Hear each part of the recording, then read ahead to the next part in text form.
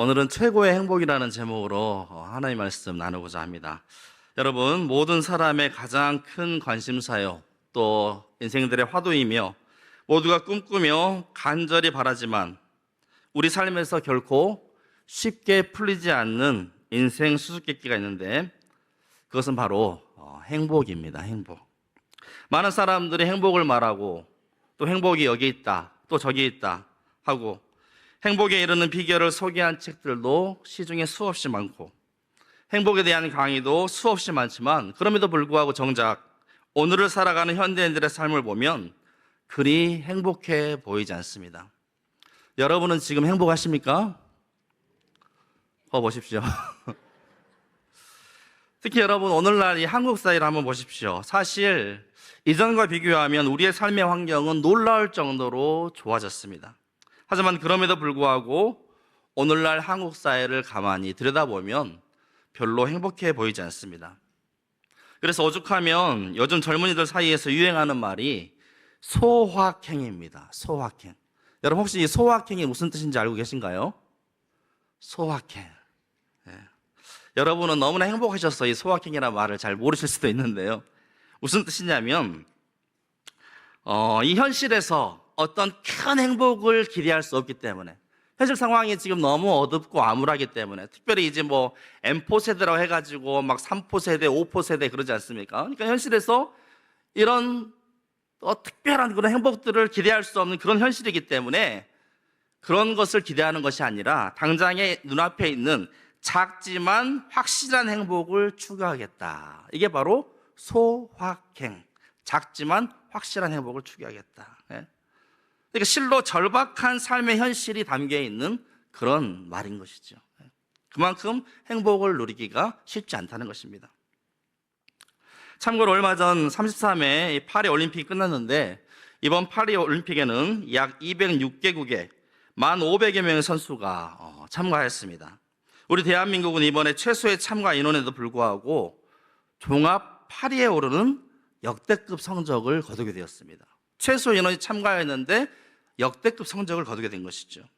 그러고 보면 우리 대한민국은 이제 세계 여러 나라 가운데 매우 높은 위상을 차지하고 있습니다. 우리가 아는 것보다 우리 대한민국은 훨씬 더 높은 위상을 차지하고 있습니다. 많은 사람들이 오늘날 한국을 주목하고 있지 않습니까? K-팝, K-드라마, 또 K-푸드, 그만큼 우리나라의 위상이 올라가고 있는 그런 상황입니다. 세계 군사력 순위 또한 세계 5위에 속하고, 강대국 순위로는 6위, 경제력 순위는 요즘에 다소 하락했지만 그럼에도 불구하고 13위의 경제력을 나타내고 있습니다. 그런데 여러분, 이런 외적인 모든 지표들을, 이 놀라운 지표들에 불구하고 과연 우리 대한민국의 여러분 행복 순위는 몇 위일까요? 이러한 외적인 그런 높은 모든 지표들을 뒤로하고 실제적인 이 대한민국에 살아가는 우리 국민들의 행복 순위는 과연 몇 위일까요? 몇 위나 될 것 같아 보이십니까? 2023년 기준으로 대한민국의 행복 순위는 전 세계 국가 중에 57위라고 합니다. 57위.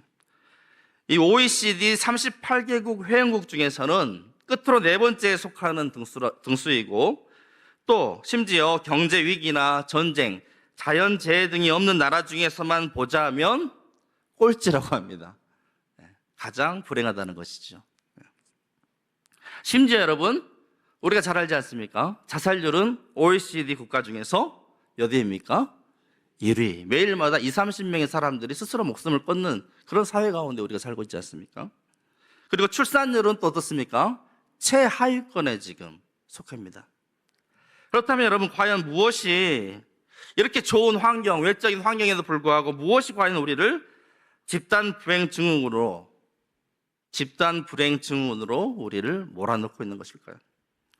여러분, 살면서 잘못된 방향으로 노를 열심히 젓는 것처럼 본질에서 멀리 빗나가게 하는 것도 없습니다.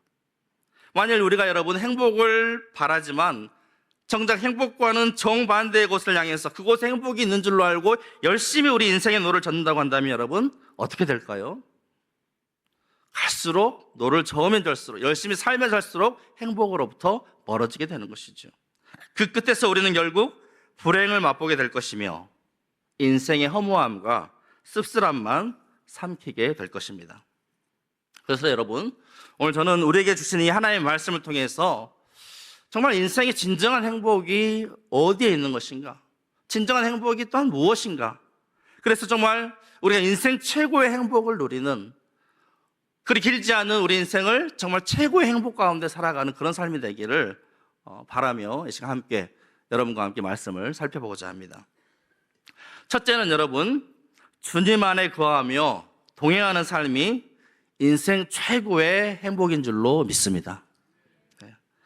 세상의 모든 것을 다 가졌던 솔로몬 왕의 고백을 여러분 들으십시오. 뭐라고 했습니까?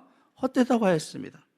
세상 사람들이 부러워할 만한 모든 행복의 요소를 다 가졌지만, 그는 누구보다도 세상 지식에 박학다식하였지만 솔로몬은 그리 행복하지 않았다는 것입니다.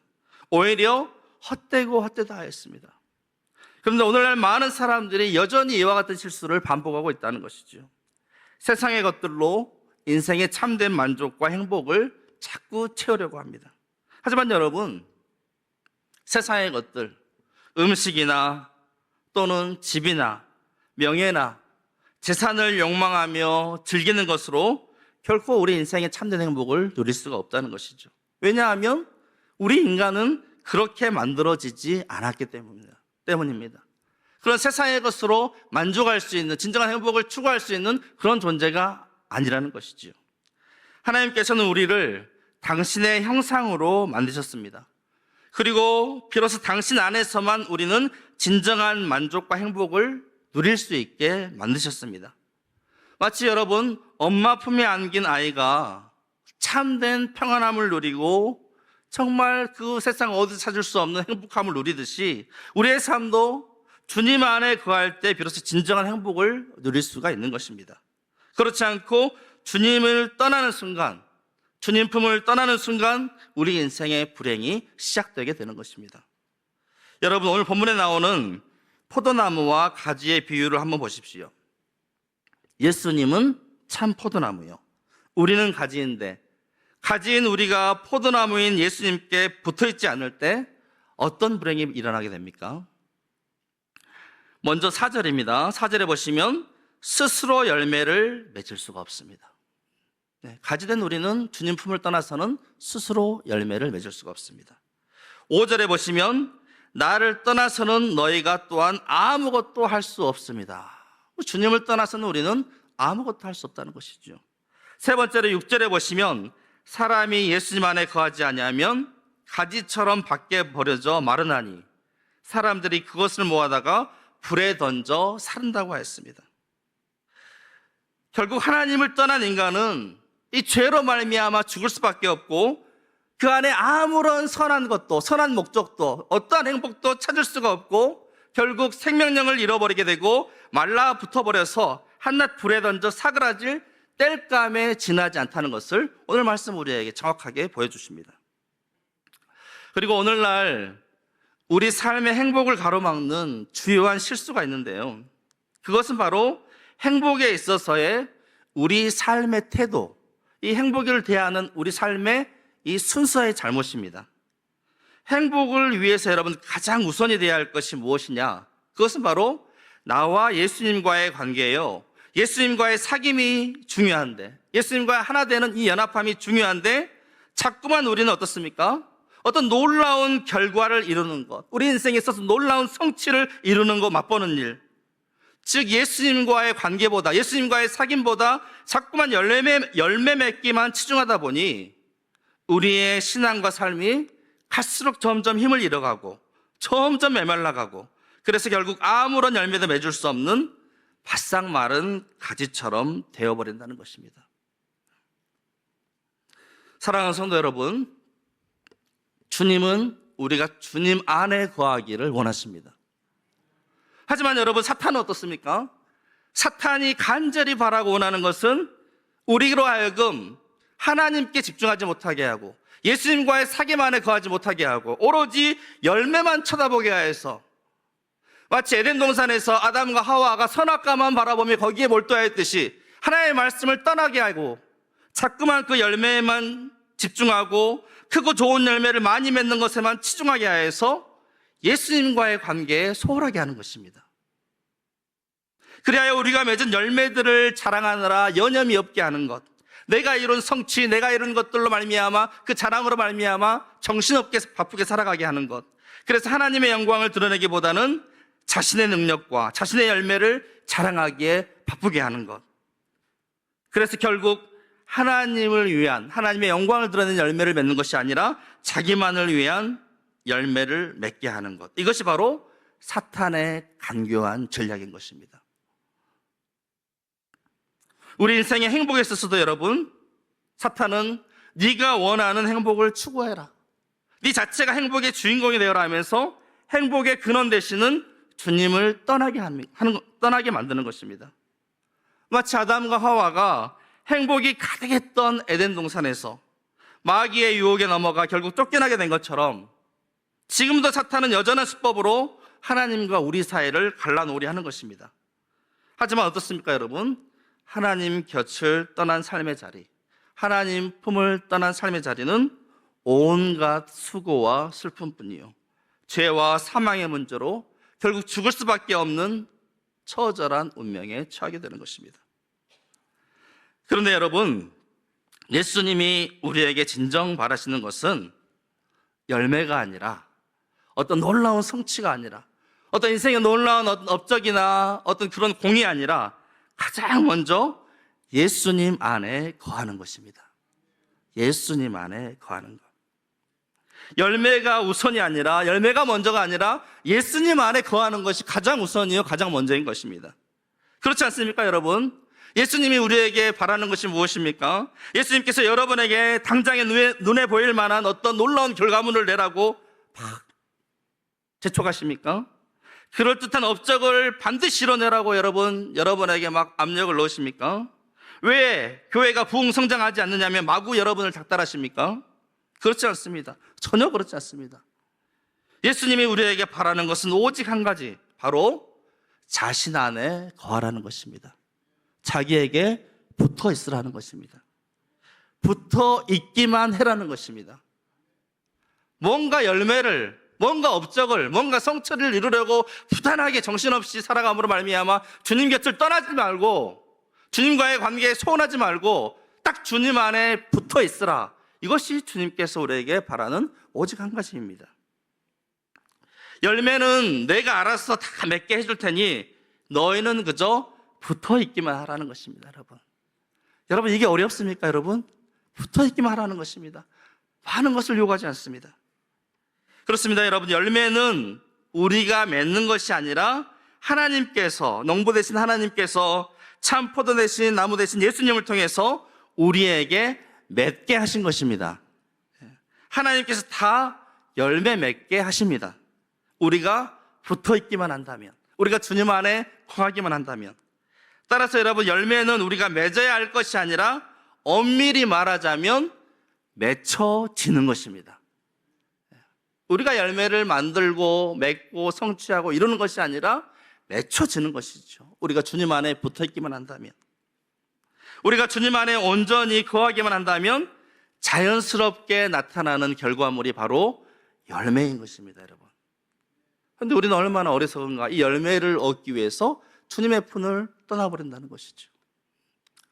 여러분, 가지가 나무에 붙어 있기만 하면 충분한 영양분을 공급받고 때가 되면 아름다운 꽃도 피우고 좋은 향기도 날리고 풍성한 열매도 맺을 수 있는 것입니다. 마찬가지로 우리 삶의 행복도 여러분 마찬가지입니다. 우리가 스스로 행복하게 되려고 애쓰지 않는다 할지라도, 어떤 외적인 환경과 상황이 그리 좋지 않다 할지라도 우리가 예수님 안에 거하기만 한다면 자연스럽게 저절로 행복한 삶을 살게 되는 것입니다. 특별히 우리는 여러분 예수님의 사랑 안에 거해야 합니다. 우리가 그리스도 안에 거하는 것은 바로 예수님의 사랑 안에 거하는 것을 말합니다. 십자가에서 보여주신 그 사랑, 또 그 사랑은 어제나 오늘이나 내일이나 전혀 변함이 없는 그 사랑, 내가 주님을 사랑하는 그 사랑은 늘 끊임없이 변하고 요동치지만, 사랑했다가 또 원망했다가 불평할 때도 있지만 우리를 향하신 하나님의 사랑은 전혀 변함이 없다는 사실, 그 사랑 안에 우리가 온전히 거해야 한다는 것, 그것은 곧 그 사랑에 전념하는 것이요, 그 사랑에 온전히 우리의 삶을 의지하는 것이며, 아무것도 우리를 그 사랑에서 결코 떼어놓을 수 없다는 것을 확신하는 그런 삶으로 나아가는 것입니다. 또한 여러분, 사랑 안에 거하는 것은 그분의 계명을 지키는 것입니다. 로마서 13장에 사랑은 율법의 완성이라고 하였습니다. 사랑은 율법의 완성. 사랑은 율법을 폐하는 것이 아니라 율법을 완성하는 것입니다. 예수님께서 하나님 아버지의 말씀에 사랑으로 순종하셨듯이 우리 또한 주님을 사랑하는 마음으로 그분의 계명에 순종할 때 우리는 비로소 주님 안에 거할 수가 있는 것입니다. 하나님 안에, 하나님을 사랑하며 그 안에 거하며 그의 말씀을 지켜 행하며 나아갈 때 우리의 바람과 우리의 소원, 우리의 삶의 모든 것들이 하나님 뜻에 맞게 조정되어 갈 것이며, 그로 말미암아 우리가 구하는 모든 것들이 주님의 뜻 가운데 아름답게 열매 맺고 응답받게 될 줄로 믿습니다. 그러기에 여러분, 행복한 삶을 원하신다면 다른 것 구하기 전에 먼저 하나님 품 안에, 주님 품 안에 거할 수 있는 우리 성도들이 다 될 수 있기를 간절히 소망합니다. 결론적으로 여러분, 포도나무와 가지의 비유를 통해서 그리스도와 성도의 존재와 연합에 대해서, 그리스도와 성도의 존재와 연합에 대해서 오늘 본문 말씀 우리에게 말씀해 주시는데, 이 교훈을 주신 목적이 무엇이냐? 포도나무와 가지의 비유를 통해서 우리에게 주신 이 비유를 주신 이 목적이 무엇이냐? 이것은 다름 아닌 열매를 많이 맺어라, 놀라운 성취를 이루어라, 이것을 위해 우리에게 주신 것이 아니라, 이 교훈을 우리에게 주신 목적이 있는데 그것은 다름 아닌 주님 안에 거하고 주님과 동행하는 자들에게 주님의 기쁨이 충만하도록 하기 위함이라고 분명하게 말씀하십니다. 즉 행복한 삶을 위해서 우리에게 주신 말씀입니다. 11절에 보시기 바랍니다. 내가 이것을 너희에게 이름은 내 기쁨이 너희 안에 있어 너희 기쁨을 충만하게 하려 함이라. 내 기쁨이 너희 안에 있어 너희 기쁨이 충만하게 하려 함이라. 그래서 여러분, 이 세상에서 가장 행복한 사람들은 바로 이러한 기쁨 가운데 거하는 이들이요, 또 이 기쁨이 세상적인 것과 다름은 예수님께서 주시는 기쁨에서 비롯된 참된 기쁨, 참된 행복이라는 것입니다. 사랑하는 성도 여러분, 우리 성도들의 기쁨은, 우리 그리스도인들의 기쁨은 우리 자신에게 있는 것이 아니라 예수 그리스도에게 있습니다.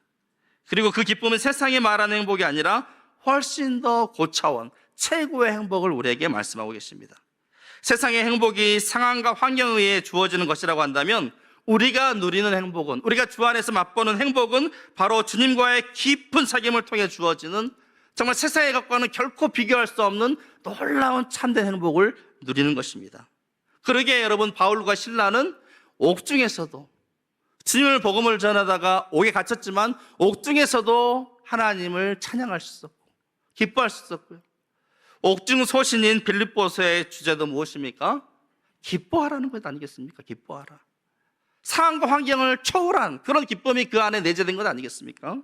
그래서 빌립보서에도 보면 주 안에서 항상 기뻐하라. 내가 다시 말하노니 기뻐하라. 항상 기뻐하라 하면서 또 다시 말하는데 또 기뻐하라는 것입니다.